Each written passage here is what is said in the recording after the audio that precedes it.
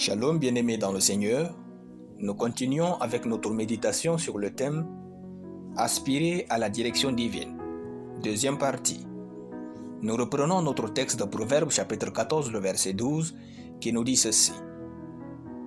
Telle voie paraît droite à un homme, mais son issue, c'est la voie de la mort. Parole du Seigneur.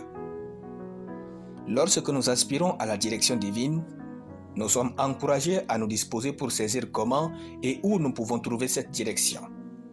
Il y a 4 choses qui peuvent nous aider à toujours marcher dans la direction divine. Premièrement, la direction divine se trouve dans la parole de Dieu. Si nous voulons marcher dans cette vie de manière irréprochable, nous devons nous conformer à la parole de Dieu.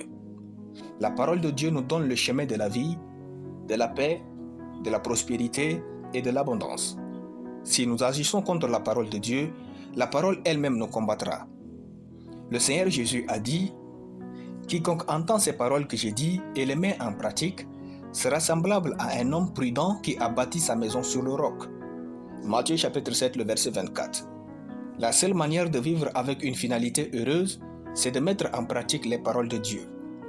La parole de Dieu est le chemin d'une vie bénie et réussie.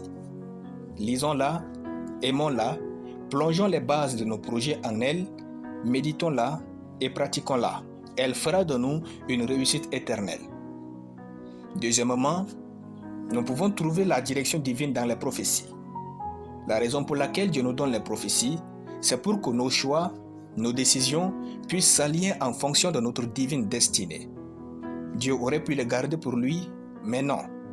Il veut que notre manière de vivre reflète notre destination. Cela démontre une fois de plus l'importance de prendre la bonne direction. Est-ce que votre quotidien ressemble à vos prophéties? Si par exemple, Dieu vous dit que vous serez une autorité politique, votre direction devrait être le fait d'étudier les sciences politiques ou quelque chose pouvant vous y conduire. Les prophéties sont les panneaux de signalisation sur le chemin de la destinée.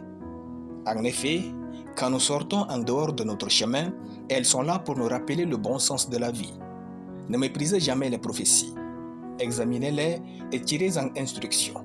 Elles contiennent le chemin de votre vie. L'apôtre Paul disait à Timothée, « Timothée, mon enfant, selon les prophéties faites précédemment à ton sujet, c'est que, d'après elles, tu combattes le bon combat. » 1 Timothée chapitre 1, le verset 18. Vos efforts doivent être en conformité avec les prophéties faites sur vous, c'est alors que vous serez sur la bonne direction. Quand vous traverserez les moments difficiles et ne sachant quoi faire, lisez les prophéties faites sur vous, vous allez vous retrouver. Aspirez à la direction divine et vivez en Christ. Alléluia. Nous allons prier. Merci tendre Père pour ta parole dans mon esprit. Je déclare que je vis selon la parole de Dieu et marche en conformité d'après les prophéties faites à mon sujet au nom de Jésus. Amen. La lecture biblique en une année, Osée chapitre 3 à Osée chapitre 4. Soyez bénis, c'était le pain du ciel.